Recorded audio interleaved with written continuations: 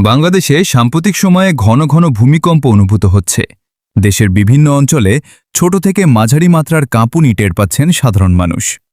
রাজধানী ঢাকা, সিলেট, চট্টগ্রাম সহ একাধিক এলাকায় হঠাৎ কাঁপুনিতে আতঙ্ক ছড়িয়ে পড়ছে।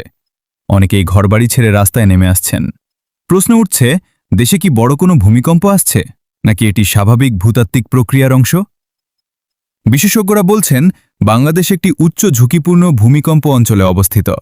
দেশটির নিচ দিয়ে সক্রিয় রয়েছে ইন্ডিয়ান প্লেট। এই প্লেটটি উত্তরের ইউরেশিয়ান প্লেটের সাথে ক্রমাগত সংঘর্ষে লিপ্ত। পূর্ব দিকে রয়েছে বার্মা প্লেট। এই তিনটি প্লেটের পারস্পরিক চাপের কারণে ভূগর্ভে শক্তি জমা হয়। যখন সেই শক্তি হঠাৎ মুক্তি পায়, তখনই সৃষ্টি হয় ভূমিকম্প। বিশেষজ্ঞদের মতে, মিয়ানমারের সক্রিয় সাগাইন ফল্ট বাংলাদেশের জন্য গুরুত্বপূর্ণ ঝুঁকির উৎস। এই ফল্ট লাইনে বড় ধরনের কম্পন হলে তার প্রভাব বাংলাদেশেও অনুভূত হতে পারে।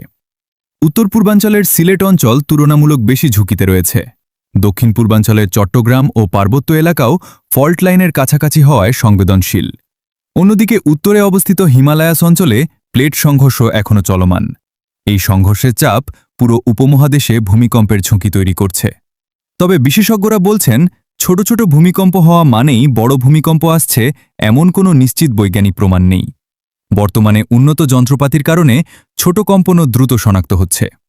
সামাজিক যোগাযোগ মাধ্যমে দ্রুত ছড়িয়ে পড়ায় মানুষের মধ্যে উদ্বেগ বাড়ছে। ঢাকা মহানগর বিশেষভাবে ঝুঁকিপূর্ণ বলে মনে করছেন বিশেষজ্ঞরা। অপরিকল্পিত নগরায়ন ও পুরনো ভবন বড় ঝুঁকি তৈরি করতে পারে। সরু রাস্তা ও ঘনবসতি উদ্ধার কার্যক্রমকে কঠিন করে তুলতে পারে। তাই আতঙ্ক নয়, সচেতনতা ও প্রস্তুতি এখন সবচেয়ে গুরুত্বপূর্ণ। ভূমিকম্পের সময় নিচু হয়ে বসতে হবে। শক্ত টেবিল বা আসবাবের নিচে আশ্রয় নিতে হবে। সেটি শক্তভাবে ধরে রাখতে হবে যতক্ষণ না কাঁপুনি থামে।